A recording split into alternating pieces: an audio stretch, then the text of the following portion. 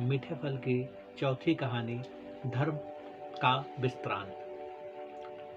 सदियों पहले बात उन दिनों की है जब धर्म के नाम पर चारों तरफ ठगी थी। लोग अपने अपने धर्म के सर्वश्रेष्ठ सिद्ध के लिए इंसानियत के दुश्मन बन बैठे थे। सारे जनजातियों का हृदय एक दूसरे के खून का प्यासा बन गया।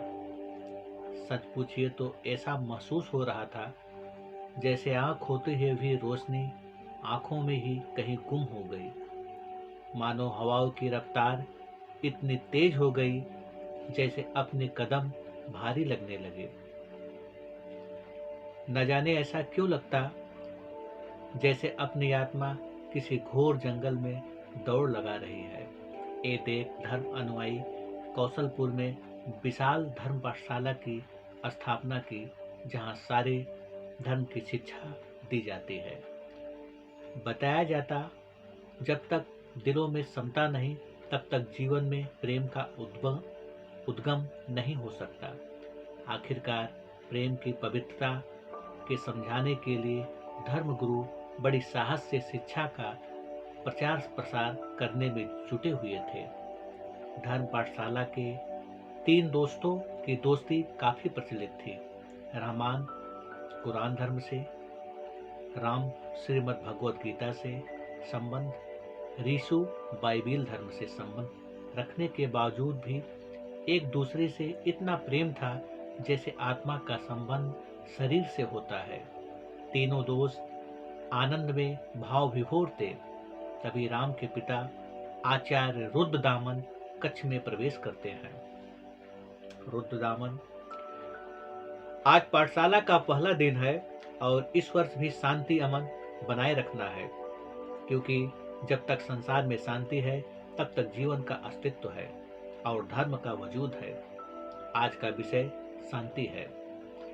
इसके द्वारा ही जीवन ऊर्जा का संचार व्यर्थ प्रवाह से रुकता है। इसलिए इस शब्द को अंतरात्मा में बसाइए, तभी अपने अंदर छिपे आनंद का रसपान कर पाएंगे।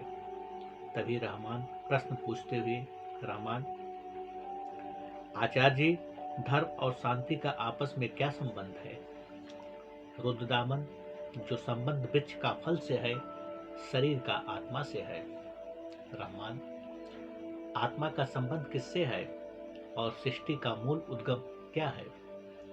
रुद्रदामन, जिस प्रकार सारे वृक्षों का संबंध भूमि से है, ठीक उसी प्रकार आत्मा का संबंध परमात्मा से है। जैसे बीज में विशाल वृक्ष के सारे गुण निहित है, उसी प्रकार एक ही मूल तत्व से सारे तत्वों का आविर्भाव हुआ है। सारे तत्वों के मिलाप से ही सृष्टि का उद्गम हुआ है। तभी घंटी बजती है, कच्छ का समय समाप्त होता है।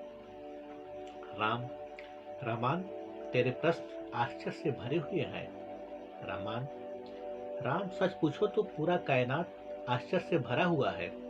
रीसु, ऐसा कौन सा आश्चर्य है जो आपसे सबसे विशेष है? रहमान, तू स्वयं अपने आप में सबसे विशेष है। रीसु, चलिए जानकर थोड़ा आश्चर्य हमें भी हुआ। रहमान, रीसु, अभी जानकारी थोड़ी है, इसलिए थोड़ा ही आश्चर्य हो रहा है। तभी राजा चंद्रवीर के सिपाही फरमान जारी करते हैं, सैनिक, हमारे महाराज का फरमान है, कल सारे प्रजागण धर्मपुरी में पहुंचे। आपको ये जानना जरूरी है, धर्म का अपमान करने वाले का अंजाम क्या होता है। इतना कहते हुए सैनिक गढ़ चले जाते हैं। राम, ऐसा क्या हुआ जो धर्म से संबंधित है? रामान, ये तो कल ही पता चलेगा। ऋषु, अभी तो दोपहर बाकी है, जो भी सोचना हो धर्मपुरी में सोचना। आखिरकार किसी तरह प्रजागण रात बिताती है। सुबह की पहली किरण निकलते ही सभी लोग धर्मपुरी में एकत्रित होते हैं। हिंदू राजा चंद्रसेन, रानी दिव्या अपने रथ में सवार हो सीधे अपने पुरी में पहुंचते हैं। थोड़ी ही देर में मुस्लिम राजा हजरत भी अपनी रानी नूर के साथ पहुंचते हैं। तभी मुस्लिम हिंदू लड़का वीर और मुस्लिम लड़की खुशी को पेश किया जाता है। चंद्रसेन, तो हिंदू होकर भी एक मुसलमान लड़की से मोहब्बत करने की जो गुस्ताखी किया है, इसकी सजा मौत है। वीर, राजन, खुशी के साथ 1000 मौत भी मिले तो मैं अपने आप को सौभाग्यवान समझूंगा। चंद्रसेन, तू एक लड़की के लिए अपने हिंदू धर्म का अपमान कर रहा है? वीर, अगर मोहब्बत करना धर्म का अपमान है तो मुझे ही धर्म से मुक्त कर दीजिए। हजरत, ये लड़की तुझे अपना जीवन प्यारा है तो भूल जा इसे, तेरी सजा हम माफ कर देंगे। खुशी, मेरे लिए आपकी माफी ही सबसे बड़ी सजा होगी। हजरत, तो ठीक है, इन्हें मौत दे दिया जाए। तभी जनता से आवाज आती है, हाँ हाँ, इन्हें मृत्यु दे दिया जाए। दिव्या, अब देर किस बात की, जनता के अरमानों को पूरा करिए। नूर, हाँ रानी दिव्या ठीक कह रही है, इन्हें ऐसी सजा दिया जाए, मोहब्बत करने से पहले लोग 1000 बार सोचे। चंद्रसेन, इन्हें न्याय जंजीर से तब तक बांध दिया जाए जब तक इनकी मौत न हो जाए। आखिरकार सजा दे ही दिया जाता है। समय बीतता गया। प्यास से व्याकुल मोहब्बत के फरिश्ते तड़प रहे थे। उस दौरान वीर अपनी मासूका की तरफ देख, वीर, खुशी कहाँ है? ईश्वर जो ऐसी नाइंसाफी को देख रहा है, क्यों नहीं मुझे इस जंजीर से आजाद कर देता? मैं अपनी मोहब्बत को इस तरह से खत्म होता हुआ नहीं देख पा रहा हूँ। खुशी, वीर छोड़ो इन सब बातों को, सिर्फ मेरे आंखों में देखो। तुम्हें किसी बात की अब शिकायत नहीं होनी चाहिए। अंततः इसी तरह समय बीतता गया। धीरे धीरे वे मित्र के आगोश में जा रहे थे। उस सुबह राजा चंद्रसेन स्वतः मिलने के लिए वहां पहुंच गए। चंद्रसेन, कहिए अब क्या हाल है? वीर, आपको धन्यवाद, मुझे जन्नत नसीब हुआ। चंद्रसेन, अभी मोहब्बत का भूत ठीक तरह से उतरा नहीं। खुशी, राजन आपको नहीं दिख रहा है, इन फूलों का खुशबू धीरे धीरे हवाओं में बिखर रहा है। चंद्रसेन, मुझे तो सिर्फ तेरा मृत दिखाई दे रहा है। वीर, राजन, अब ये प्राण मेरा नहीं रहा, मेरा अंत तो उसी दिन हो गया जिस दिन हम प्रेम के आगोश में समा गए। आखिरकार राजन झल्लाते हुए वहां से चले जाते हैं। ये देख राम, रहीम, रहमान और रीसू उस रात सबकी नजर से बचते हुए पानी का घड़ा लेकर वीर के पास पहुंचते हैं। राम, वीर अपनी प्यास बुझाओ। मुस्कुराते हुए खुशी, खुदा ने अपने बंदे को भेज ही दिया। इतना कहते हुए ज्यों ही अपनी प्यास बुझाता है, उस दौरान दोनों एक दूसरे को देखते देखते दम तोड़ देते हैं। रहमान, मित्र, इनकी सांसें थम गई है। रीसू, अब देर मत करो, चलिए यहाँ से, वरना अंजाम बुरा होगा। सबके सब अपने आंसू पोंछते हुए वहां से चले जाते हैं। अगली सुबह सबके सब पाठशाला पहुंचते हैं। तभी थोड़ी देर में रहमान के पिता आचार्य हमीर कक्ष में प्रवेश करते हैं। हमीर, आज पाठशाला का दूसरा दिन है, इसलिए आज का दिन आप लोगों के अनुसार क्या होना चाहिए? राम, आचार्य जी, धर्म और प्रेम में क्या संबंध है? क्या प्रेम धर्म के लिए बाधक है? हमीर, धर्म से ही प्रेम का आविर्भाव हुआ है, इसलिए प्रेम तो मुक्त अवस्था है, इसलिए प्रकृति का प्रभाव प्रेम पर हो ही नहीं सकता। राम, अगर प्रेम मुक्त अवस्था है तो धर्म के नाम पर इनका बलि क्यों दिया जाता है? हमीर, धर्म तो बादल की भांति है, कभी कभी सूर्य को ढक देती है, तो इसमें सूर्य का क्या दोष? वो तो अब भी उतना ही चमक रहा है। ऋषु, यदि सच्चे प्रेमी की बलि चढ़ाई जाए तो प्रजागण को क्या करना चाहिए? हमीर, उनका बलिदान नई क्रांति को जन्म देगा। ऐसे प्रेमी बलिदान देते रहेंगे तो परिवर्तन होता रहेगा। रामान, तो ऐसे प्रेमी को कौन सी खुशी नसीब हुआ? हमीर, सूर्य को बादलों से कोई परवाह नहीं, ये तो आते जाते रहेंगे, वो चमकना नहीं बंद करेगा। तब तक घंटी बजती है, कच्छ का समय समाप्त होता है। उस दौरान राजा चंद्रसेन ने के सैनिकगण फरमान जारी करते हुए, सैनिक, कल महाराजा चंद्रसेन के दरबार में महान ज्ञानी तर्केश्वर का प्रवचन होगा। सारे प्रजागण का उपस्थित होना अत्यंत अनिवार्य है। राजन का फरमान सुन सारे मित्रगण आपस में बात करते हुए, राम, न जाने ऐसा क्यों लगता है अब क्रांति की शुरुआत मुझसे है। रामान, अरे तुझे क्या हो गया, तू ऐसा कुछ भी नहीं करेगा। ऋषु, तुझे क्रांति का शौक कब से हो गया। राम, जब से वीर मेरे सपने में आता है। इतना कहते हुए राम वहां से चला जाता है। बड़ी बेसब्री से सुबह का इंतजार करता है। उसे देख ऐसा लगता सुबह की पहली किरण उसका इंतजार कर रहा हो। आखिरकार उस समय आ ही जाता है। दरबार में सब के सब मौजूद होते हैं। महान ज्ञानी तारकेश्वर प्रवचन देते हुए, तारकेश्वर, ज्ञान क्या है, इसका मूल तो अज्ञात है। जिस प्रकार प्रत्येक फल में उसका मूल तत्व बीज मौजूद है, ठीक उसी प्रकार सब में परमात्मा रूपी बीज मौजूद है। उसे जानना ही ज्ञान है।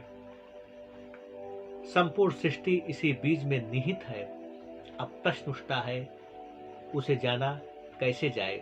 बीज प्रकृति के संयोग से स्वयं को खोकर विशाल वृक्ष के रूप में प्रकट होता है।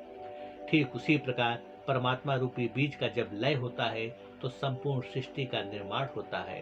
तभी राम प्रश्न करता हुआ, राम, आचार, धर्म और ज्ञान में क्या संबंध है। तारकेश्वर, धर्म उस वाहन की तरह है जो हमें अपने गंतव्य स्थान यानी मूल तत्व की ओर ले जाती है। राम, यदि किसी अंधे व्यक्ति को वाहन दे दिया जाए तो। तारकेश्वर, तो निश्चित है वो दुर्घटना का शिकार हो ही जाएगा। राम, किसी अंधे व्यक्ति ने मेरे दोस्त वीर का अंत कर दिया। इतना सुनते ही राजा चंद्रसेन क्रोध से फुफकार लेते हुए, चंद्रसेन, सैनिकगण, इसे बंदी बना लो। इस गुस्ताखी के लिए इसे शेर के पिंजरे में छोड़ दिया जाए। तभी राम के पिता रुद्रामन सिर झुकाकर माफी मांगते हुए, रुद्रामन, राजन, ये नादान है, इसे माफ करिए। चंद्रसेन, कमान से निकला हुआ तीर पुनः वापस नहीं आता, इसलिए सजा माफ नहीं किया जा सकता। तभी रोते हुए राम की माता शत्रुपा, राजन, इसके बदले सजा मुझे दे दिया जाए। चंद्रसेन, ये भी नहीं हो सकता। उस दौरान राजन हजरत की तरफ देखते हुए, शत्रुपा, अब आप ही हैं हमारी आखिरी उम्मीद, मेरे बेटे पर दया करिए। हजरत, ये माफी लायक नहीं है। यदि इसे माफी किया गया तो ये हमारी गलती होगी। अंततः राम को बंदी बना लिया जाता है। उसी रात उसके दोस्त कारागार में छिपते छिपते पहुंच ही जाते हैं। रामान, मृत तूने क्या किया। राम, मृत, मुझे बड़ी बेसब्री से इंतजार है उस घड़ी का जिस वक्त मुझे शेर के पिंजरे में छोड़ा जाएगा। ऋषु, ये तू बहकी बहती बातें मत कर। राम, मेरे आंखों में प्रसोद की ज्वाला जो जल रही है, ऐसे हजारों राजा के अरमान जल के राख हो जाएंगे। रामान, तुझे नहीं पता कल तू मौत से युद्ध करने जा रहा है। राम, मौत तो एक दिन होनी ही है, क्यों न मौका मिला है तो सामना कर लिया जाए। उसके बाद सुन ऋषु की आंखें नम हो जाती है। ए देख राम, ऋषु, तू तो बहादुर है। इस तरह आंसू बहाकर अपनी कमजोरी मत सिद्ध कर, वरना मैं कमजोर पड़ जाऊंगा। तत्पश्चात आंसू पोंछते हुए वहां से चले जाते हैं। अगली सुबह सूर्य की अनुपम किरणें अपनी समा बिखेरते हुए उसी दौरान सैनिकगण राम को राजा चंद्रसेन के दरबार में पेश करते हैं। राजन उसे देख आखिरी इच्छा पूछते हुए, चंद्रसेन, यदि तुम्हारी कोई आखिरी इच्छा हो तो उसे हम निसंकोच पूरा करेंगे। राम, एक ही इच्छा है, आपके सामने इसी तरह पूरा पुनः खड़ा होने की। चंद्रसेन, ले जाओ इसे। पूरी जनता नम आंखों से राम को देख रही थी। उसी दौरान नवाब हजरत की बेटी सिया राम को रोकते हुए, सिया, अब भी वक्त है, कोई दूसरी सजा मांग लो, शायद राजन को तुम पर दया आ जाए। राम, दया तो मुझे इन पर आ रही है, जब मैं इनके सामने पुनः आऊंगा तो एक क्या जवाब देंगे। इतना कहते हुए राम आगे बढ़ जाता है। तभी सैनिक उसे उसके बंधन को खोलकर उसे भाला दे दिया जाता है। सैनिक, जाओ अपनी वीरता सिद्ध करो। आखिरकार भयंकर युद्ध छिड़ जाता है। खून से लथपथ राम अंतः शेर को मार बाहर निकलता है। चारों तरफ उसकी जय जयकार होने लगता है। भाला फेंक जोर से चिल्लाते हुए, राम राजन, आपकी ये पहली हार है। इतना कहते हुए वहां से चला जाता है। क्रोध में तमतमाते हुए राजा चंद्रसेन, मेरे मित्र, राम का कटा हुआ सिर इन कदमों में होना चाहिए। हजरत, धैर्य रखिए मेरे मित्र, जल्द ही अरमान पूरा होगा। चंद्रसेन, उसका शब्द मेरे हृदय को बेध रही है। तभी सेनापति खष्टक सांत्वना देते हुए, खष्टक, राजन, 3 दिन बाद ही मौत का खेल शुरू होने वाला है। कई देशों के वीर अपना रण कौशल दिखाएंगे। मैं राम को आमंत्रण दूंगा, वो पीछे नहीं हटेगा। उस दौरान ही उसका गर्दन काट आपके चरणों में भेंट दूंगा। मंत्री आयरमा, मेरे हिसाब से सेनापति का सुझाव ठीक ही है। चंद्रसेन, मुझे बेसब्री से उस दिन का इंतजार रहेगा। उनकी बात सुन सिया इस कदर परेशान हो गई मानो रेत में वर्षा की बूंदें टपक रही हो।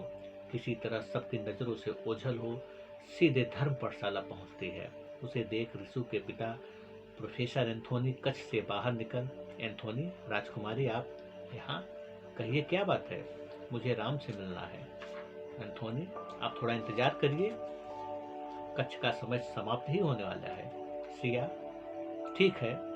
प्रोफेसर पुनः कक्ष में पहुंच, एंथोनी, सारे सभी धर्म एक ही मूल तत्व को परिभाषित करते हैं जिससे पूरी कायनात की उत्पत्ति हुई है। इसलिए कोई भी धर्म हो, वो बड़ा व छोटा नहीं है, सभी धर्म समान है। राम, तो धर्म के प्रति इतनी विषमता क्यों है?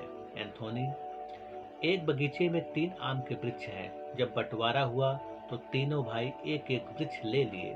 तो क्या उस वृक्ष में या उसके फल में अब कोई परिवर्तन हो गया? नहीं। सच पूछिए तो हम धारणाओं में जकड़ते चले जा रहे हैं।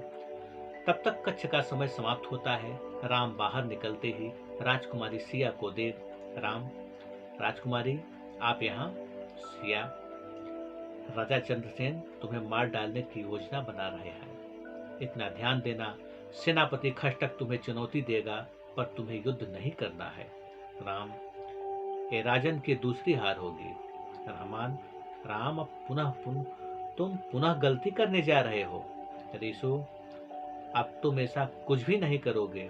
राम, मैं राजन की आंखों में वही हार पुनः देखना चाहता हूँ।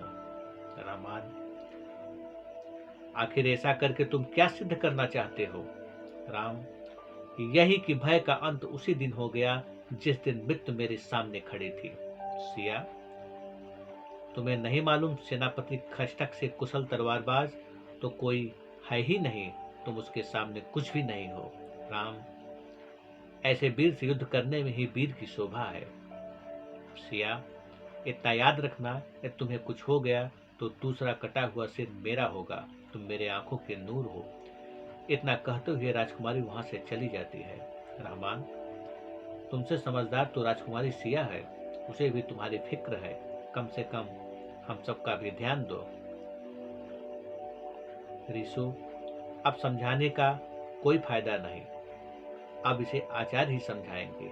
राम, मुझे समझाने की कोई जरूरत नहीं है, अपने राजा को समझाइए, कहीं इस पार की हार उसे अंधा न बना दे। उसके बाद पास खड़े आचार्य रुद्रदामन के कानों तक पहुंच ही जाती है। राम के पास पहुंच समझाते हुए रुद्रदामन, राम, आखिर राजन तुम्हारी ऐसी कौन सी ऐसी दुश्मनी है? राम, दुश्मनी की शुरुआत राजन ने ही शुरू की है, खत्म भी तो उन्हें ही करना होगा। रुद्रदामन, यही तो मैं पूछना चाहता हूँ, कैसे दुश्मनी है? राम, पिताजी, ये तो राजन ही बता सकते हैं।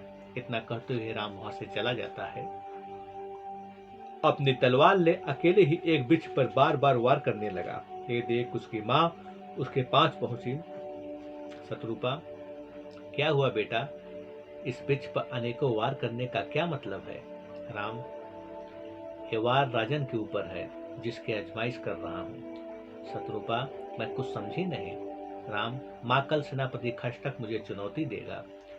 शत्रुपा, तू उससे युद्ध करेगा? तुझे वहां जाने की कोई जरूरत नहीं है। राम, नहीं माँ, यदि मैं वहां नहीं गया तो मेरी आत्मा ही मेरी दुश्मन बन जाएगी। तब तक उसके पिता रुद्रदामन भी पहुंच गए। रुद्रदामन, इसे समझाने की कोई जरूरत नहीं है, समझना ही है तो स्वयं को समझाओ। इतना कहते हुए उसके पिता अपने कक्ष में चले जाते हैं। राम इस तरह बेबस था मानो समय रुक सा हो गया हो। धीरे धीरे रात बीतता है। सुबह की किरणें अपनी समा बिखेरते हुए जैसे ओस की बूंदे सुर की किरणों में चमक रहे थे, ठीक उसी तरह राम सुशोभित लग रहा था, जैसे सुर की किरणें उसके मस्तक से निकल रही हो। उसकी माँ शत्रुपा धीमी धीमी बेवशी स्वर में अपने राम को गले लगा। शत्रुपा, जा बेटा, अपनी वीरता सिद्ध कर। तब तक रहमान और शिशु भी पहुंच जाते हैं। राम अपनी माता का पैर छू आशीर्वाद ले चंद्रपुरी पहुंच जाता है। घोड़ों की टप टप की आवाज वीर व्यक्ति के लिए संगीत के समान होती है। अपने अश्व से नीचे उतर जमी को चूमता है। उसी दौरान खष्टक बार बार चुनौती दे रहा था। खष्टक, राम चल उठा अपनी तलवार, सिद्ध कर अपनी वीरता। चारों तरफ जनता चंद्रसेन की जय जयकार कर रही थी। उसी दौरान राजन की तरफ शांत नजरों से देखते मुस्कुराते हुए अपनी तलवार उठा युद्ध का आगाज करता है। अंत भयंकर युद्ध छिड़ जाता है। उस दौरान उन्हें देख ऐसा लगता जैसे दो शेर आपस में युद्ध कर रहे हों। तलवार की तीखी आवाज से जनता स्तब्ध थी। राम की तेजी इतनी बढ़ गई, खष्टक का तलवार टूटकर गिर गया। राजन, चंद्रसेन की तरफ देख राम चिल्लाते हुए, राम, राजन ये आपकी दूसरी हार है। इतना सुनते ही राजन अपनी तलवार ले राम की तरफ दौड़ते हैं। ये देख राजकुमारी सिया उसके सामने आ जाती है। सिया, रुक जाओ राजन, अपनी तलवार की प्यास बुझाने के लिए पहले मेरा गला काटना पड़ेगा। उसकी बात सुन नवाब हजरत बड़े कोच से चिल्लाते हुए, हजरत, यदि तू मेरी बेटी न होती तो इस दुस्साहस का सजा मौत होता। सिया, मुझे मौत से नहीं बल्कि नासमझी से डर है। चंद्रसेन, नासमझ तो तुम हो जो इस दुष्ट का साथ दे रही हो। सिया, राजन जरा आप भी सोचिए, विजयी वीर को क्या मौत उपहार दिया जाता है? चंद्रसेन, लेकिन भरी सभा में इसने जो अपमान किया। सिया, इसने जो कहा वो सच ही कहा। यदि सच अपमान लग रहा है तो इसके तरफ से मैं माफी मांगती हूँ। अंततः राजन का क्रोध शांत हो जाता है। राम जी ही अपने अश्व की तरफ बढ़ता है। उसी दौरान राजकुमारी धीरे से, सिया, सुंदर झील के पास मैं तुम्हारा इंतजार करूंगी। तत्पश्चात राम अपने मित्र के पास आता है, उसे गले लगा रहमान मुस्कुराते हुए, रहमान मित्र, तेरे तलवार की झंकार अब भी मेरे कानों में बज रही है। शिशु, अब कोई शक नहीं तेरी वीरता पर। राम, चलिए इसी बहाने विश्वास तो हुआ। इतना कहते हुए अपने अस्त्र के पास पहुंचता है। रहमान, पहले जीत का जश्न मना ले, उसके बाद चले जाना। तभी कुछ ही कदम आगे बढ़, रहमान, यार तेरे बाजुओं में अचानक इतनी शक्ति कहां से आ गई? राम, मित्र, तुमने थोड़ा और गौर किया होता तो शायद दिखाई पड़ जाता। लोग अहंकार में अपने शक्ति खो देते हैं। रहमान, क्या सेनापति अहंकार में डूब गया? राम, हाँ, इसी वजह से वो कमजोर पड़ा। शिशु, यदि तलवार न टूटती तो क्या परिणाम होता? राम, युद्ध के मैदान में तलवार नहीं बल्कि उसका साहस से भरा मन लड़ता है। शिशु, इतना तो हमें भी दिखाई दिया। रहमान, चल जीत की खुशी के मौके पर थोड़ा इन वादियों में टहल लिया जाए। राम, पर यार मुझे जल्दी छोड़ देना, माँ मेरी इंतजार कर रही होगी। रहमान, अरे मित्र चिंता मत कर, जल्द ही चले जाएंगे। शिशु, अच्छा मैं रथ लेकर आ रहा हूँ। रहमान, जरा जल्दी करना। शिशु, ठीक है भाई। तत्पश्चात अश्व लेकर आता है। तीनों दोस्त उसमें सवार हो जंगल की तरफ निकल पड़ते हैं। भारी वादुओं का लुत्फ उठा रहे थे।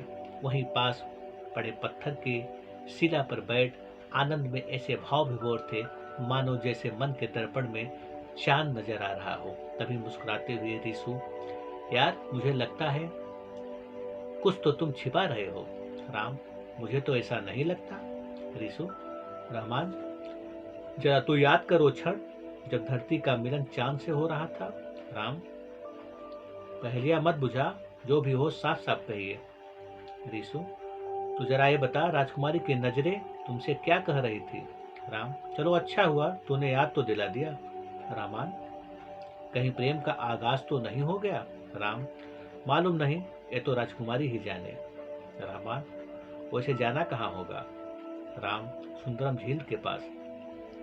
रामान, वैसे राजकुमारी के बुलाने का प्रयोजन क्या है? राम, ये तो जाने पर ही पता चलेगा। ऋषि, तो वक्त मत बिता, तुझे वहां पहुंचना चाहिए। राम, माँ से मिलने के बाद ही वहां जाएंगे। उसी दौरान मायूस सेनापति खष्टक उन वादियों में टहलते हुए सब को कोस रहा था। अपने मन ही मन में बातें करता हुआ खष्टक, मेरे वीरता पर लोगों को संदेश हो रहा है। आज मैं शम के से आंखें नहीं मिला पा रहा हूं। जब तक इस हार का जवाब नहीं देंगे तब तक मुझे चैन नहीं।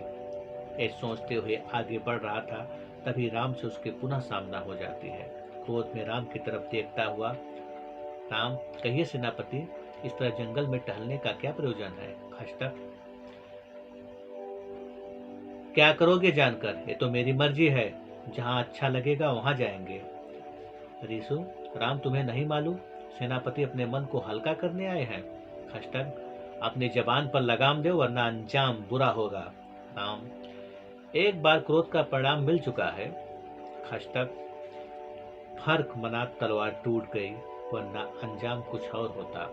राम, हाँ ठीक ही कहते हो, वरना तलवार की जगह गर्दन कट जाता। वो क्षण क्रोध से पुनः अपनी तलवार निकाल लेता है। राम, सब करिए, हम पुनः सामने होंगे। खष्टक, अभी तो मैं जा रहा हूं, पर मेरी परछाई तेरे पीछा नहीं छोड़ेगी।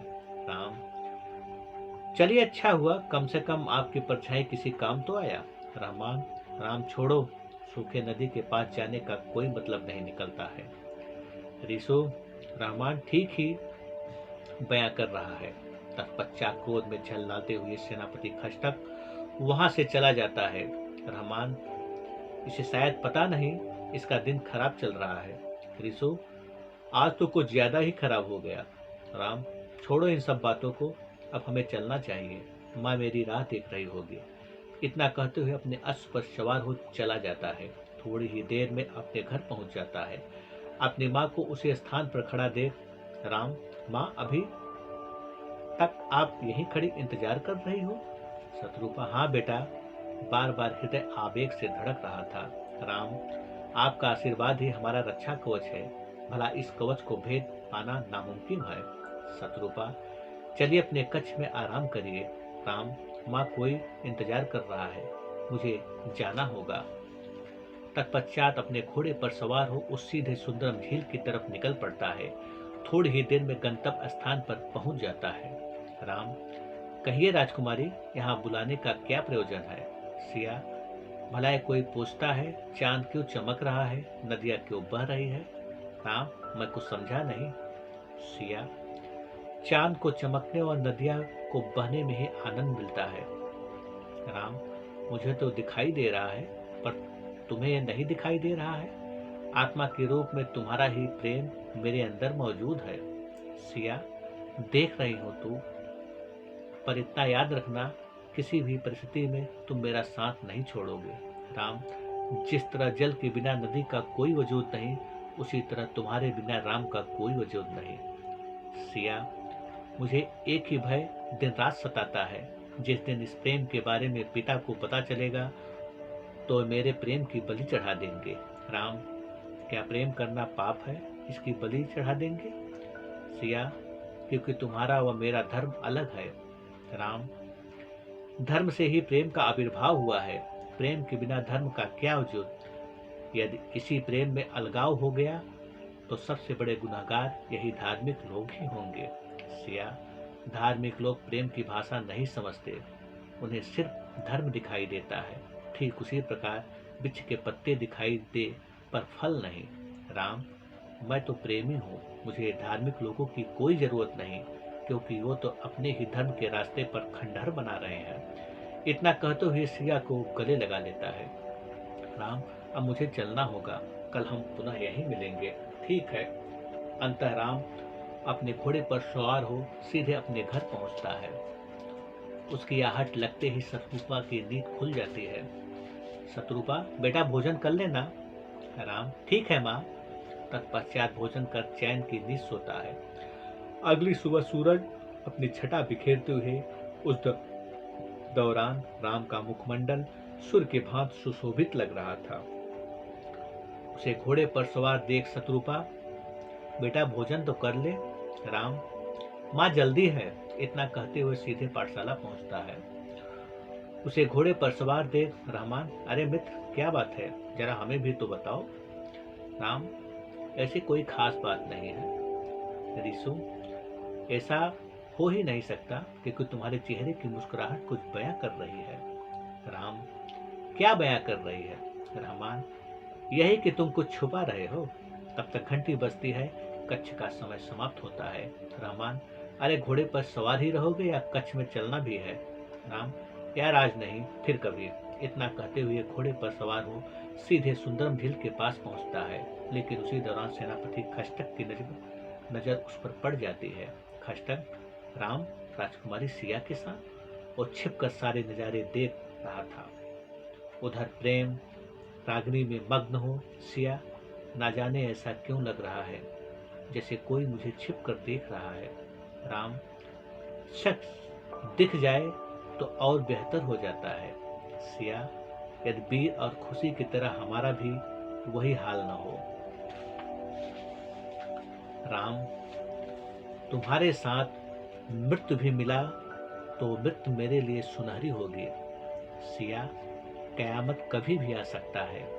राम, हर कयामत प्रेम के आगोश में समा जाएगा। इतना कहते हुए एक दूसरे के गले लग जाते हैं।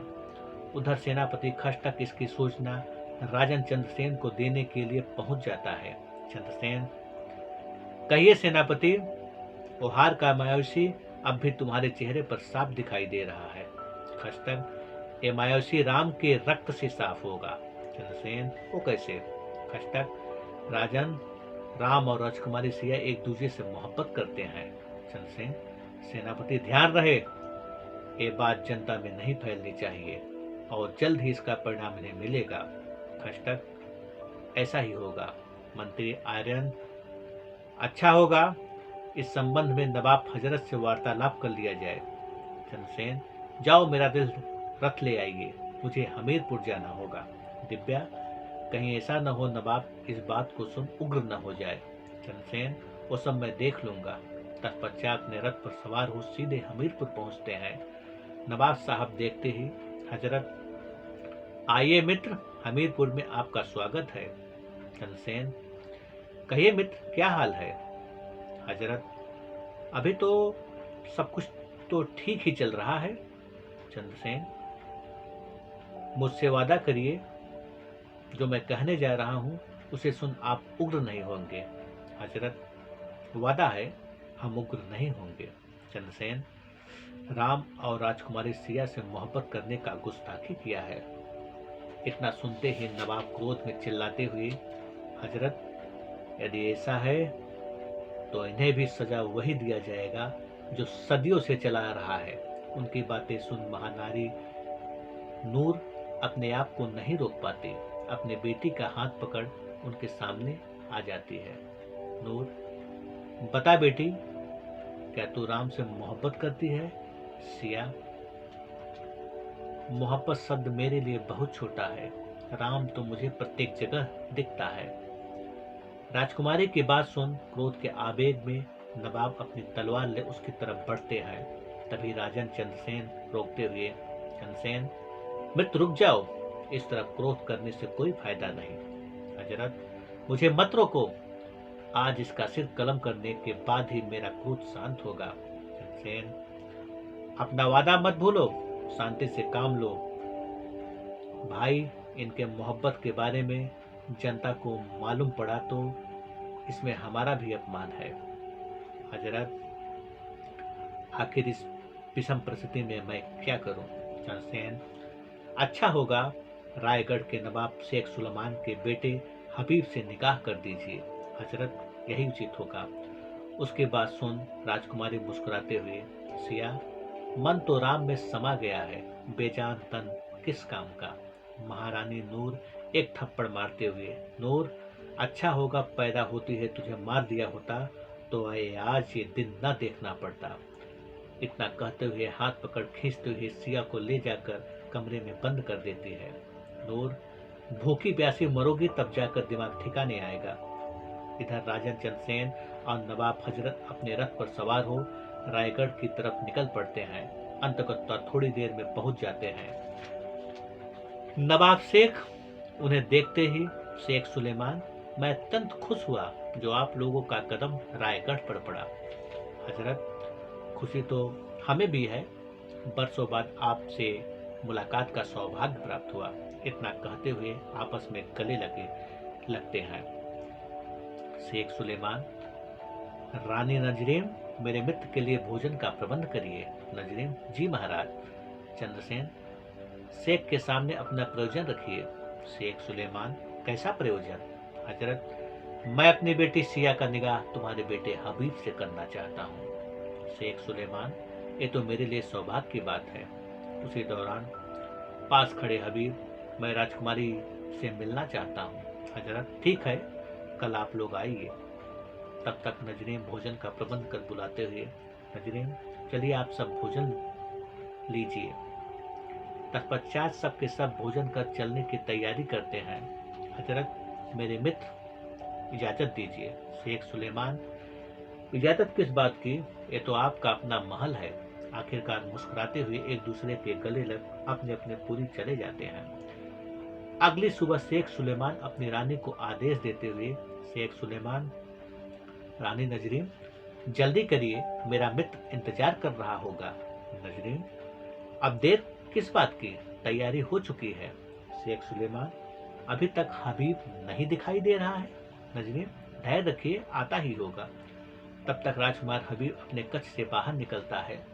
नजरीन, लीजिए, शहजादे का आगमन हो गया।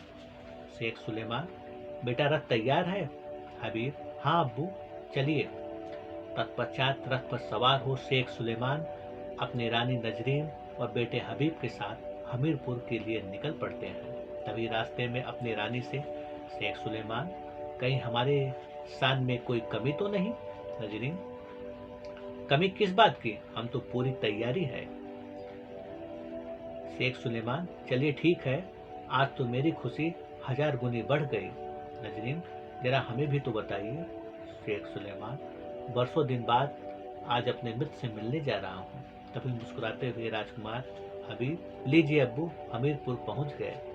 अपने मित्र शेख सुलेमान को देख नवाब हजरत गले लगते हैं।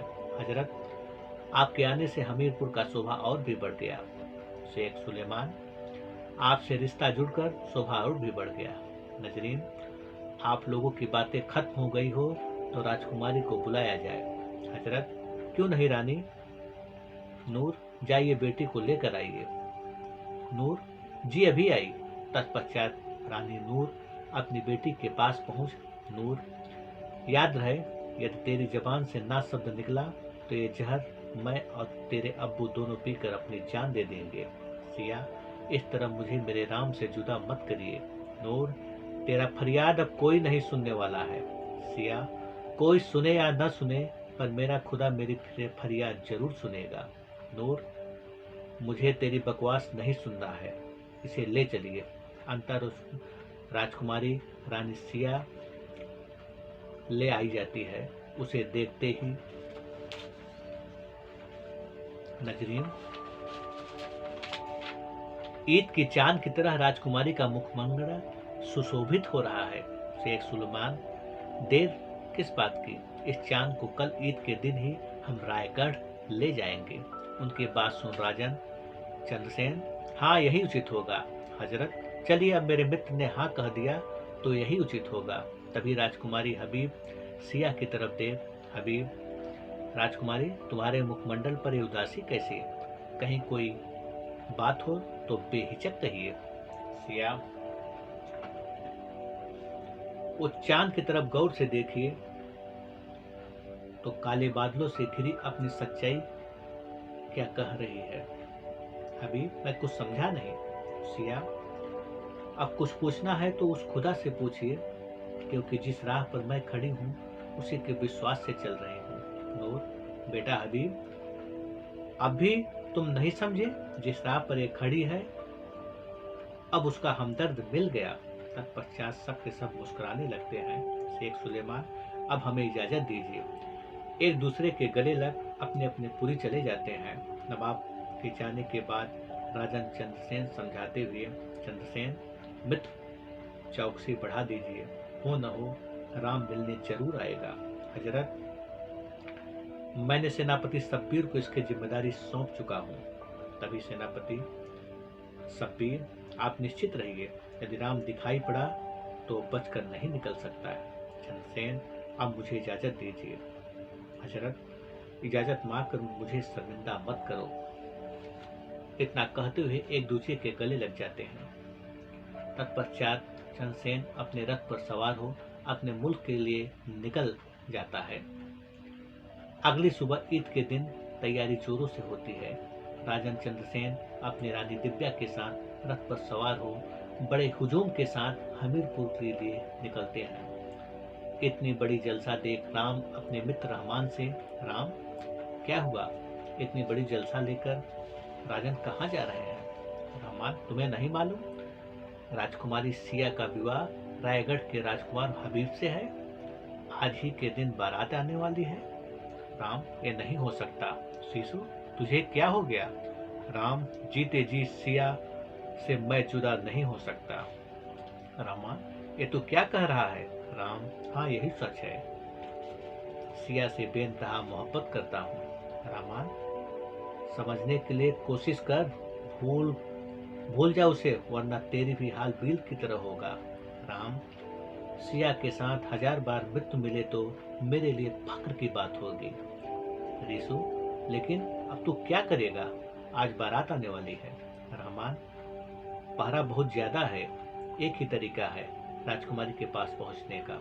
राम, जल्दी बताओ कौन सा तरीका है? रहमान, राजकुमारी को सजाने के लिए जो स्त्री आ रही है उससे पहले स्त्री के वेश में तुम्हें पहुंचना होगा। राम, अब देर किस बात की, चलिए तुरंत। रहमान, ऋषु, मुझे भी साथ जाना होगा, तुम्हें सुंदरम झील के पास मेरा इंतजार करना। ऋषु, पर वहां इंतजार करने का क्या प्रयोजन है? रहमान, मुझे मालूम है, नवाब साहब के महल में जो गुप्त द्वार है वो सुंदरम झील के पास निकलता है। अंतः स्त्री के वेश में मैं तैयार हो सीधे हमीरपुर निकलते हैं। चारों तरफ बेहद कड़ी सुरक्षा का इंतजाम था। जो ही महल की तरफ बढ़ते हैं उसी दौरान सेनापति शब्बीर रोकते हुए, राम, मैं शेफाली हूँ, राजकुमारी को सजाने का कार्यभार हमारा है। शब्बीर, ठीक है, जाओ। फूल की टोकरी ले सीधे महल में पहुंचते हैं। राजकुमारी के कक्ष में पहुंचते ही देखते हैं रानी रून फटकार लगाते हुए, नूर, बारात आने वाली है, इस तरफ बैठी रहेगी या तैयार भी करना है? सिया, कैसी तैयारी? आज तो मेरी अर्थी निकलने वाली है। राम, अर्थी ही सही, पर निकले तो। उसी दौरान स्त्री वेशधारी पर नजर पड़ते ही, नूर, अरे तुम लोग आ गए, जाओ तैयार करो।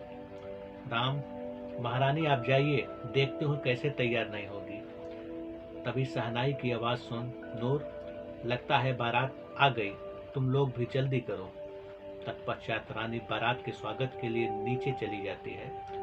उसी दौरान अपने सिया को अकेले देख, राम, सिया, अपने आप को संभालो, मैं तुम्हारा राम।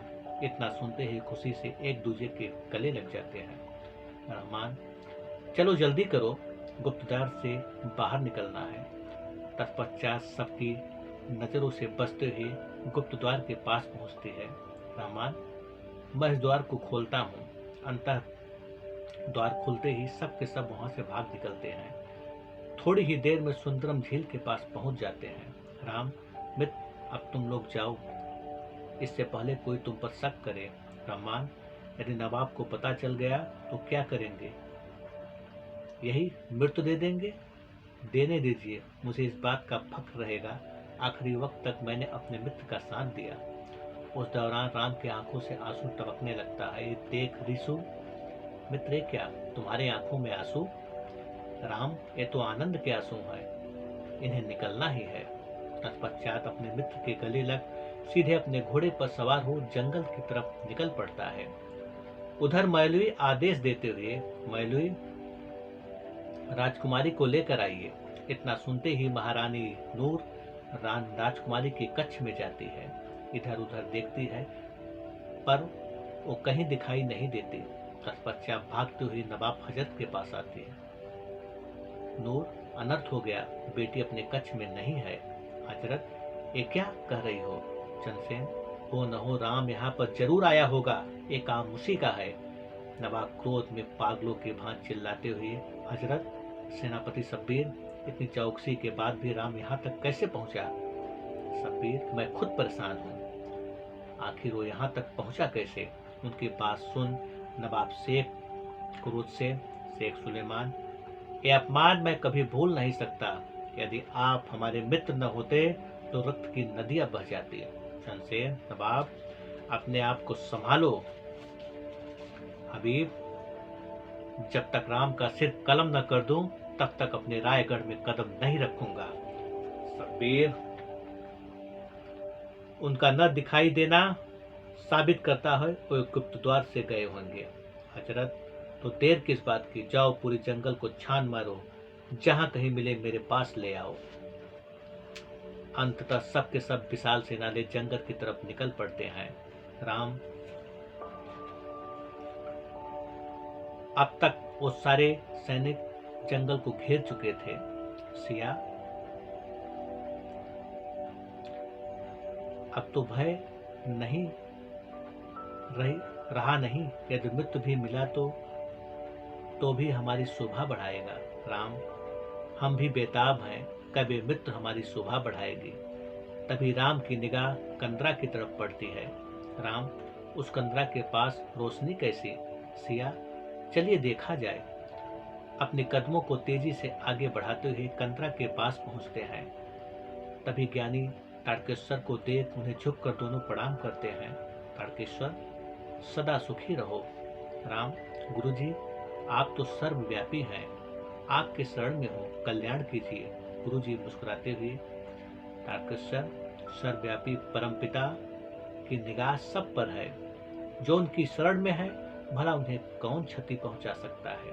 राम, नवाब के सारे सैनिक हमारे पीछे लगे हैं, किसी भी वक्त वे यहाँ पहुंच ही जाएंगे। तारकेश्वर, तुम्हें किस बात का चिंता? जो सच्चा प्रेमी है उसका रखवाला स्वयं परम पिता है। सिया, यदि हम पकड़े गए तो सजा मृत्यु दे दिया जाएगा। तारकेश्वर, न्याय तो हो चुका है, विजय भी तुम्हारा ही होगा। मृत्यु भी ऐसे प्रेमी की चरण चूमने के लिए बेताब होता है। राम, अब आगे क्या करना है, मुझे राह दिखाइए। उस दौरान तारकेश्वर अपनी झोली में से 2 अद्भुत ग्रंथ निकालते हैं। तारकेश्वर, राम, ये श्रीमद् भगवत गीता तुम्हारे लिए, एक कुरान राजकुमारी तुम्हारे लिए। इसे अपने झोली में संभाल कर रखना, ध्यान रहे तुम इस ग्रंथ को अपने से अलग मत होने देना, अब यही तुम्हारी सुरक्षा करेगा। राम, जी गुरुदेव, हम इसे अपने से अलग नहीं होने देंगे, बल्कि अपने प्राणों में बसा कर रखेंगे।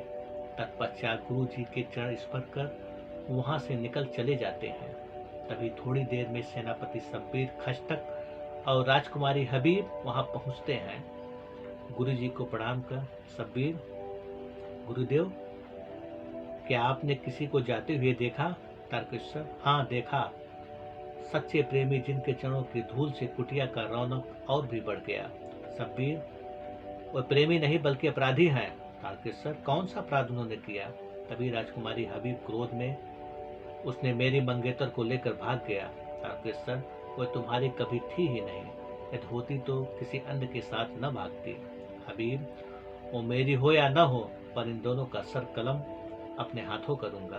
तारकेश्वर, किस गुनाह की सजा दोगे? हबीब, उन्होंने धर्म का अपमान किया है। तारकेश्वर, तुम्हें नहीं पता, जिसने धर्म को जाना वो स्वयं में स्थिर हो गया। यही स्थिरता, क्षणता उस प्रेमी की पहचान है। हबीब, लगता है इस कुटिया में रहते रहते तुम्हारी बुद्धि भी भ्रष्ट हो गई है। इतना कहते हुए क्रोध में भिनभिनाते हुए वहां से चले जाते हैं। उधर राजकुमारी के पैरों में छाले पड़ जाते हैं। उसका चलना दुश्वार हो गया। सिया, अब मेरे कदम जवाब दे रहे हैं। राम, बस अब और नहीं चला जा रहा है। इतना कह राम के बाहों में गिर पड़ती है। अंतः राजकुमारी को बाहों में ले एक कंदरे के पास पहुंचता है और थोड़ी देर में सिया को होश आ जाता है। राम, हिम्मत मत हारो, विजय हमारा ही होगा। सिया, मेरे लिए ये पल सबसे कीमती है। तुम्हारे बाहों में जन्नत का सुख भी मिल रहा है। राम, मुझे भी इतनी खुशी मिल रही है जैसे कायनात की सारी खुशियां मेरे आंखों में समा गई हो। तभी घोड़ों की टप टप की आवाज सुन छिप जाते हैं। खष्टक, पूरा जंगल छान मारो, पर इनका कुछ पता नहीं, आखिर ये कहाँ जा सकते हैं। शब्बीर, इस तरह खोजने से कोई फायदा नहीं। हबीब, मेरे विचार से कब तक प्यासे रहेंगे? इन्हें अपनी प्यास बुझाने के लिए सुंदरम झील के पास आना ही पड़ेगा। खष्टक, हाँ, यही उचित होगा। हमें सुंदरम झील के पास ही चौकसी रखनी चाहिए। तत्पश्चात सब के सब अपनी सेना की टुकड़ी ले के साथ सुंदरम झील के पास पहुंचते हैं। उधर प्यास से व्याकुल राजकुमारी अपने आप को नहीं रोक पाती। सिया, मेरा गला सूख रहा है, मेरी जबान थम सी गई है। राम, बस थोड़ी देर में जल लेकर आ रहा हूँ। सिया, तुम कहूँ मत जाओ, बाहर इतनी चौकसी है कि पानी नसीब नहीं होगा। राम, इसकी चिंता मत करिए। अंतः सबकी नजर बचाते हुए धीरे धीरे आगे बढ़ता हुआ सुंदरम झील के पास पहुंच जाता है। जो ही जल लो ले वहां से आगे बढ़ता है, तभी राजकुमार हबीब की निगाह उस पर पड़ जाती है। हबीब, सैनिकों आगे बढ़ो, इस बार बच के न निकलने पाए। राम सबको मात देते हुए वहां से भाग जाता है। सारे सैनिकगण उसका पीछा कर लेते हैं, लेकिन वो सबसे बचते हुए अपने सिया के पास पहुंच जाता है। राम अपनी मासुका का प्यास बुझाता है। तब तक सारे सैनिक की टोली वहां पहुंच जाती है। हबीब, तो यही कहीं है जंगल, छान मारो, पूरा जंगल छान मारो। तभी सेनापति शब्बीर की निगाह रक्त की बूंदों पर पड़ती है। शब्बीर, रुक जाओ, एक रक्त की बूंदे मुझे राम तक पहुंचाएगा। आखिरकार रक्त की बूंदों के सहारे आगे बढ़ते गए, अंतः राम के पास पहुंच ही जाते हैं। उन्हें देख खिलखिलाते हुए राजकुमार हबीब, राम, तुम्हारा रक्त ही तुम्हारा दुश्मन निकला। चलो, बहुत भाग चुके, अब तुम्हारे सेवा का वक्त आ गया है। तत्पश्चात सैनिकगण उसे बंदी बना लेते हैं। हबीब, चलिए राजकुमारी, तेरी जिस्म की नुमाइश अब पूरा रायगढ़ लेगा।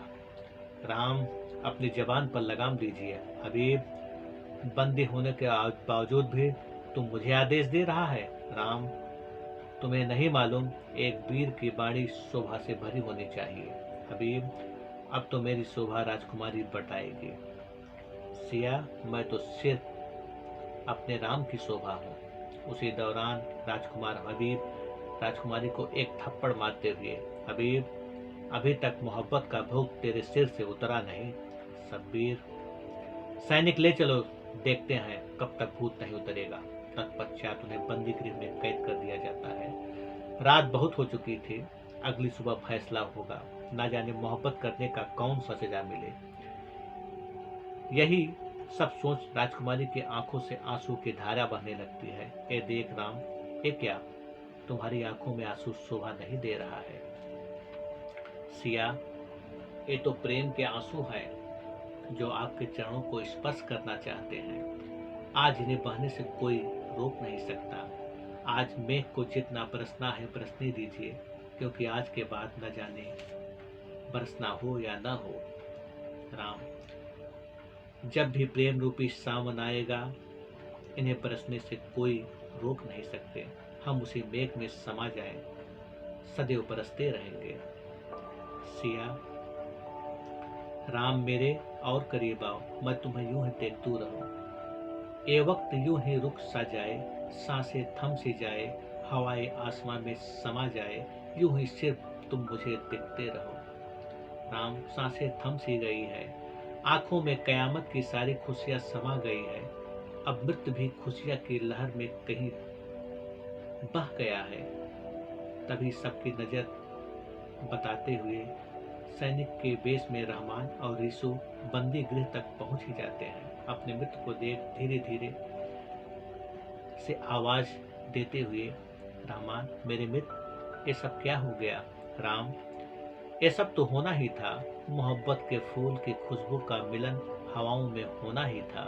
रहमान, एक विशेष अवसर तेरे लिए, इससे तुझे दर्द का एहसास नहीं होगा। राम, कैसा दर्द? हर दर्द फूल बनकर मेरे हृदय में समा गया। रिसु, जज्बाती मत बन, कल तुझे बेहद कष्ट से गुजरना पड़ेगा।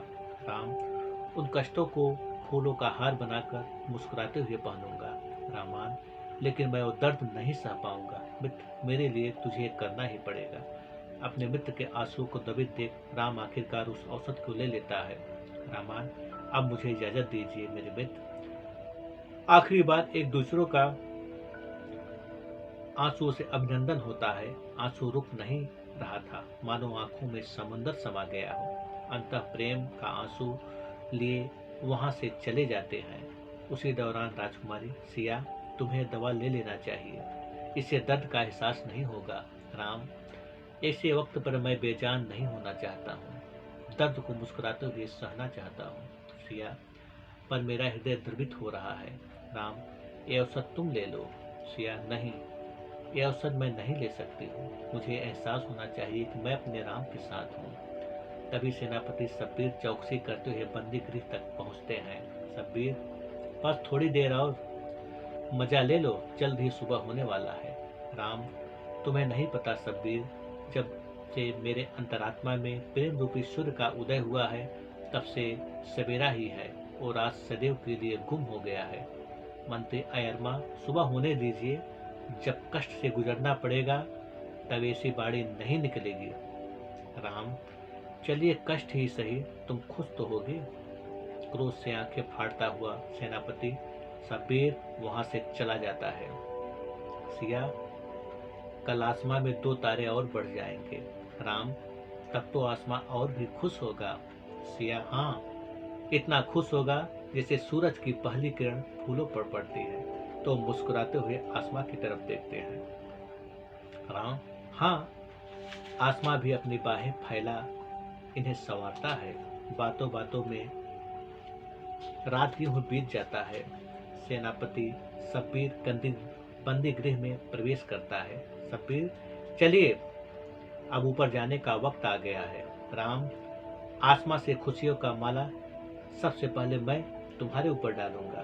शब्बीर, तेरी खुशियां की बिली चढ़ने वाली है, तू क्या खुशियां भेंट देगा। न्याय भवन में सारे लोग एकत्रित होते हैं। चंद्रसेन, मौली, इन्हें जो अपराध किया है इसकी सजा क्या होनी चाहिए। मौलवी, अपने धर्म की सीमा लांघ धर्म का जो अपमान हुआ है, इसके लिए मृत्यु की सजा भी कम होगी। हजरत, तब बताओ इन्हें दंड कैसे दिया जाए। मौलवी, सबसे पहले इन्हें न्याय जंजीर से बांध दिया जाए। इन पर जनता पत्थर से वार करे तब तक, जब तक ये लहूलुहान न हो जाए। हजरत, इसके बाद क्या किया जाए। मौलवी, इस दंड के बाद इनकी आंखें निकाल ली जाए, फिर इनकी जबान काट दी जाए, उसके बाद प्यास से तड़पते हुए इन्हें छोड़ दिया जाए जब तक इनकी मृत्यु न हो जाए।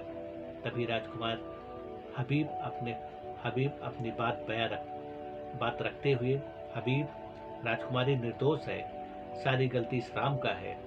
इसके बहकाने पर इससे पाप हुआ हो तो प्रायश्चित करने का क्या विधान है। मौलवी, यदि राजकुमारी को अपनी गलती का एहसास हो रहा है तो उसे प्रायश्चित करने का मौका दिया जा सकता है। इसके लिए भरे दरबार में अपनी गलती का एहसास करे। हबीब, अब भी राजकुमारी से मैं निकाह करना चाहता हूँ। शेख सुलेमान, हबीब, अपनी मर्यादा में रहो। तो इससे निकाह करेगा जो किसी और के साथ रात बिता चुकी है। हबीब, मुझे कोई फर्क नहीं पड़ता, अब ना रहा वो रात और ना रही वो बात। तभी मौलवी राजकुमारी की तरफ देख, मौलवी, राजकुमारी, अपने गुनाह कबूल कर, हबीब के साथ एक नई जिंदगी की शुरुआत कर।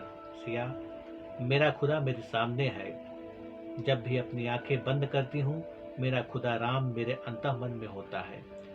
इस खुदा से बेइंतहा मोहब्बत करता हूँ, क्या यही गुनाह है। मौलवी, ये तेरी नासमझी है, तू क्या जाने उस खुदा के बारे में जिसकी बात कर रही हो?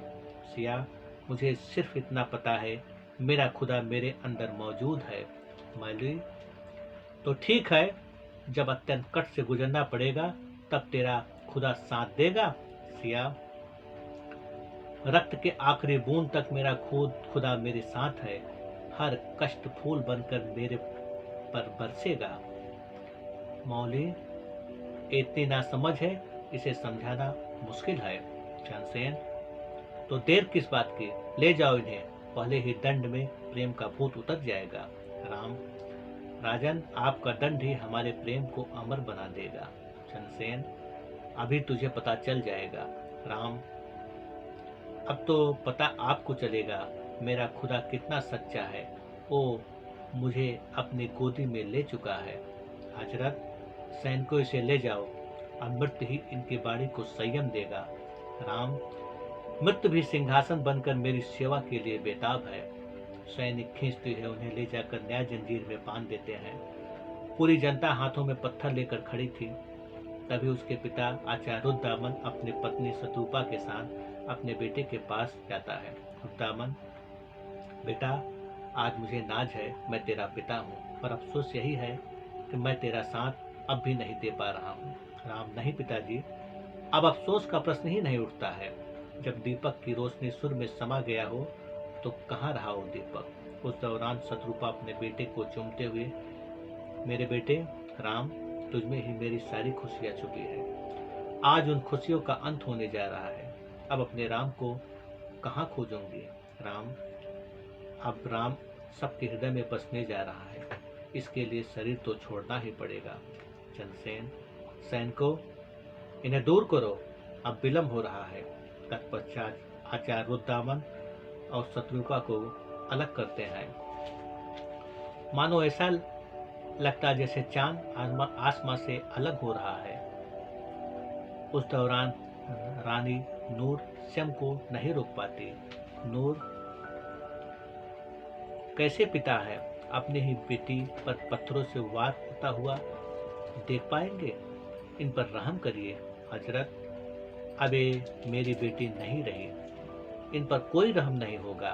नूर, ऐसा पाप मत होने दीजिए हजरत, एक कोई पाप नहीं है, ये तो न्याय है। नूर, ऐसा न्याय तो दिख देता है, ऐसे न्याय की जमी पर कोई जरूरत नहीं है। हजरत, ऐसे वक्त पर जज्बाती होना स्वाभाविक है। उसी दौरान रानी नूर जमी पर गिर रोने लगती है। उसके आंसू की अब प्रश्न चिन्ह बन गए। तभी आदेश होता है, उन प्रेमियों पर पत्थर की वर्षा शुरू हो जाती है। पहली बार हिंदू मुस्लिम एक होकर पत्थरों की वर्षा करते हैं। उनका घाव इतना शोभा दे रहा था जैसे जख्म नहीं, खुदा का संदेश हो। हवाएं रुक सी गई, जमी थम सा गया। मायलवी, अब बस भी करो, आज के लिए इतना ही।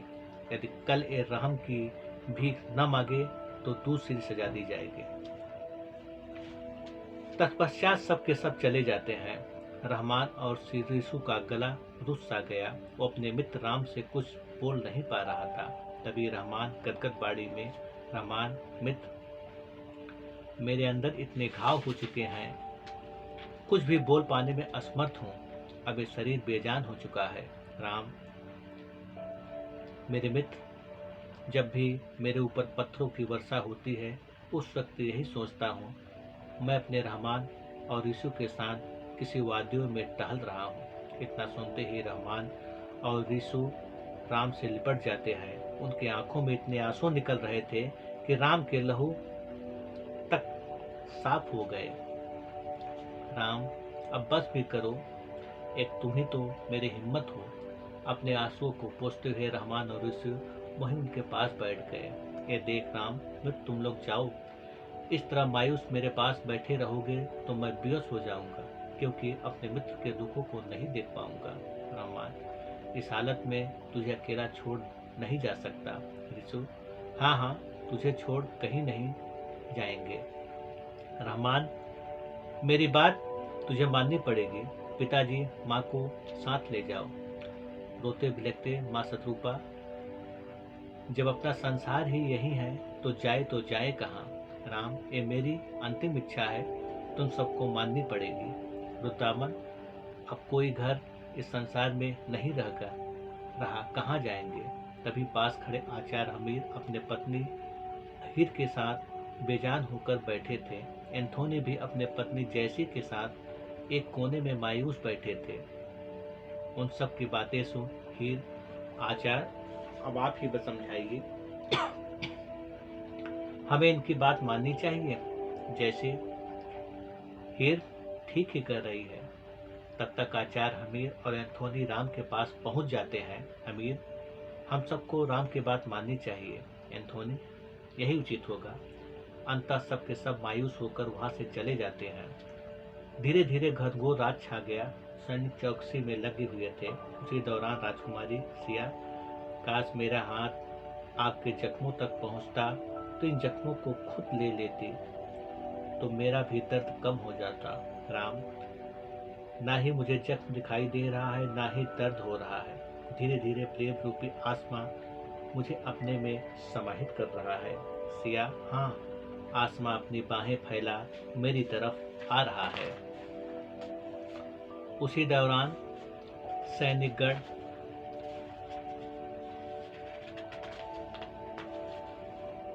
दहाड़ते मारकर हंसते हुए, सैनिक, मरने से पहले ही तुम लोग पागल हो चुके हो।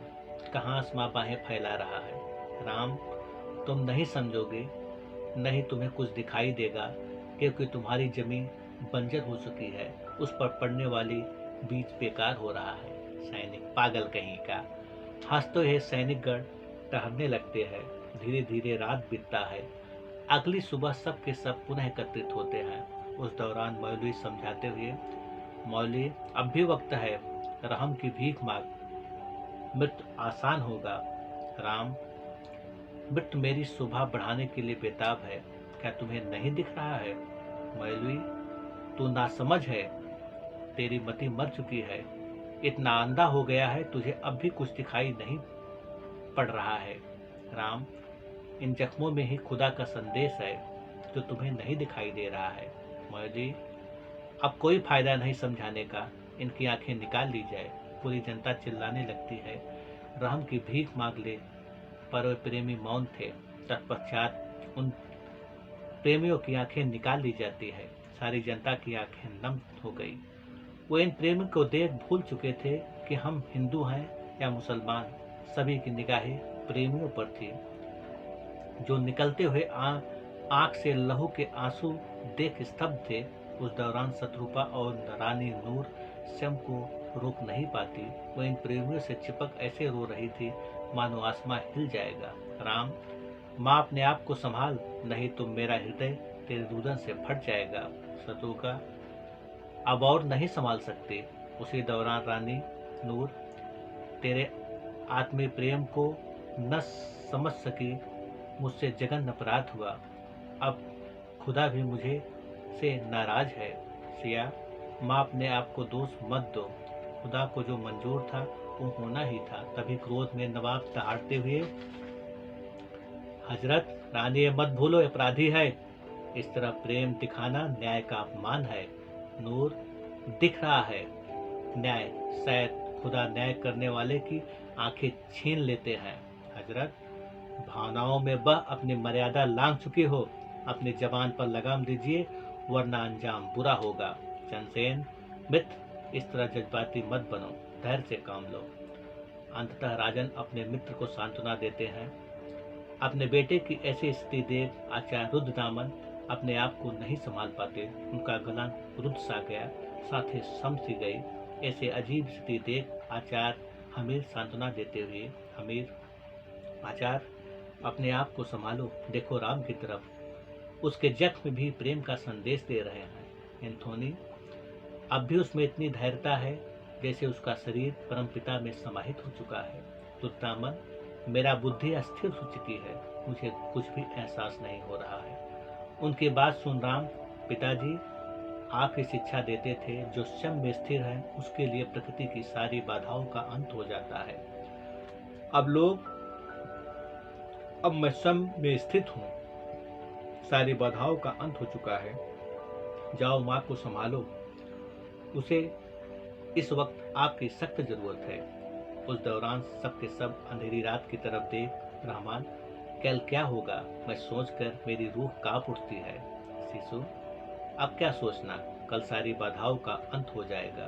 रहमान, काश ये रात यहीं थम सी जाए, हवाएं रुक सी जाए, हम यूं बैठे अपने मित्र को देखते रहे। रिसु, काश खुदा तक मेरी आवाज पहुंचती तो यही मांगता, अपने जीवन की सारी खुशियां अपने मित्र के दामन में डाल देता। रहमान, खुदा को मेरी आवाज सुनना पड़ेगा, वो इस तरह मुझसे मुंह नहीं मोड़ सकता। रिसु, न जाने ऐसा क्यों लगता है, ईश्वर मेरे करीब आ चुका है। नूर, धीरे धीरे रात बीत रही है, न जाने कल के दिन में क्या होगा। उस दौरान रहमान की माता हीर, अब सोचने से कोई फायदा नहीं, न्याय तो परमपिता के दरबार में हो चुका है, कल तो सिर्फ फैसला है। जैसी वक्त इसके रफ्तार राम को प्रेम का ऐसा आगाज करेगा जिसके सामने कायनात झुक जाएगा।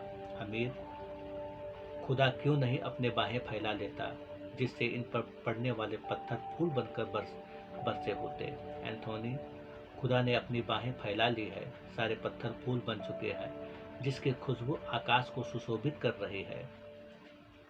उन सब की बातें सुन राम मन ही मन मुस्कुराता है। राम अपने आत्मीय मन से अपनी सिया से बात करते हुए, राम, आज इन सब की बातों से मेरे अंदर आनंद की वर्षा हो रही है।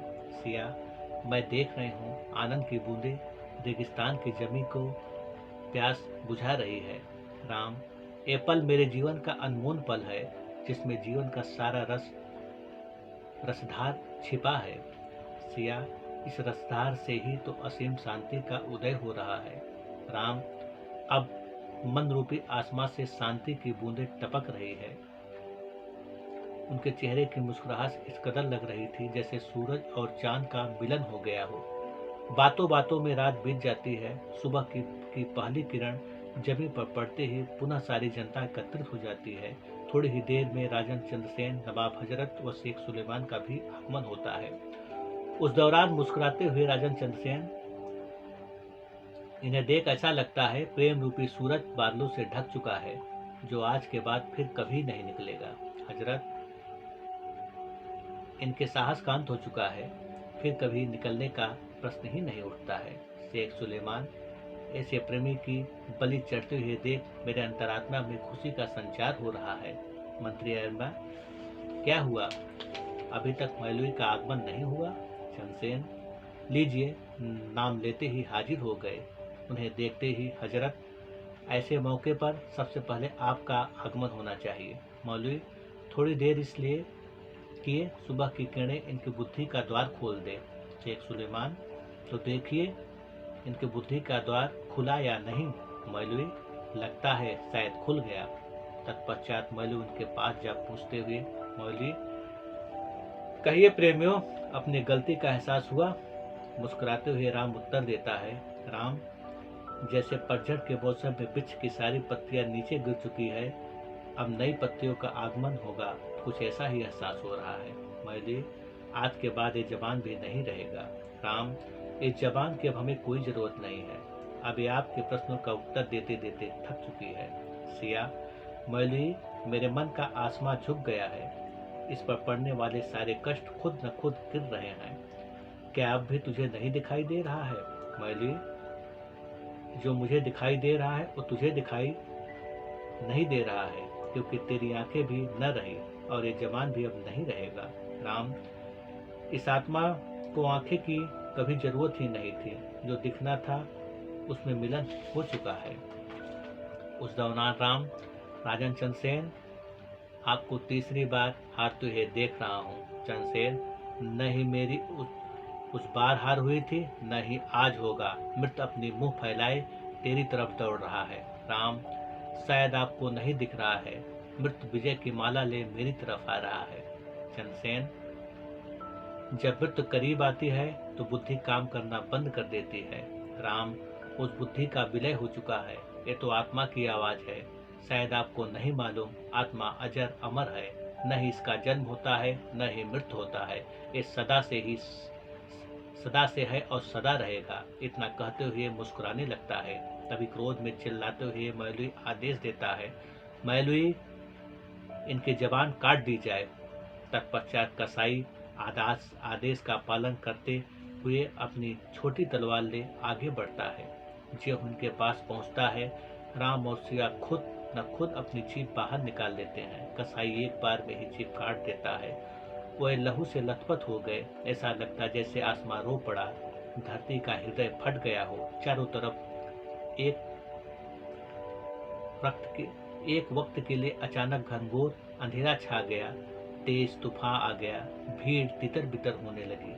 चारों तरफ हाहाकार होने लगा। ऐसी स्थिति देख सब के सब भय से कांपने लगे। मौलवी चिल्लाने लगा, मौलवी, ऐ खुदा, मुझे बहुत बड़ी भूल हो गया, तेरे बंदे को नहीं पहचान पाया। उस दौरान ऐसा भयंकर मंजर छा गया, सारी जनता इधर उधर भागने लगी। चारों तरफ हाहाकार मच गया। उस क्षण घनघोर तूफान आ गया, मानो परमात्मा के आंखों से आंसू छलक पड़े। धरती कांपने लगी, आसमां का हृदय फट गया हो। उस वक्त राम और सिया का शरीर सदैव के लिए परमपिता में समाहित हो गया। उनके शरीर के स्थान पर श्रीमद् भगवत गीता और कुरान रखा हुआ था। कहते हैं उनकी आत्मा सदा सदा के लिए गीता और कुरान में समाहित हो गया। उनके प्रेम के अमर फूल का सुगंध इन हवाओं में, तारों में, आसमां में, धरती में प्रत्येक जगह मौजूद है। यहाँ तक कि हमारी आत्मा भी वही प्रेम की लहर की धाराएं बह रही है। उस दौरान जब हवाएं शांत हो गई, जनता प्रेम के इस अनुपम रूप देख सब के सब तटमस्तक हो राम सिया का जय जयकार करने लगते हैं। उस क्षण जनता की आंखें से ऐसे आंसुओं की धारा बह रही थी, मानो आंसुओं से के प्रत्येक बूंद में राम और सिया के अमर प्रेम का संदेश दे रहे हों। उसी क्षण ज्ञानी तर्केश्वर का आगमन होता है। तर्केश्वर, उनके प्रेम का सम्मान करो, सब एक हो जाओ। तत्पश्चात सब के सब एक दूसरे के गले लग सदा के लिए राम और सिया को दिल में बसा लिए। मैं सुनील तिवारी। ये कहानी आपको अच्छी लगी तो कृपया से लाइक और सब्सक्राइब करें।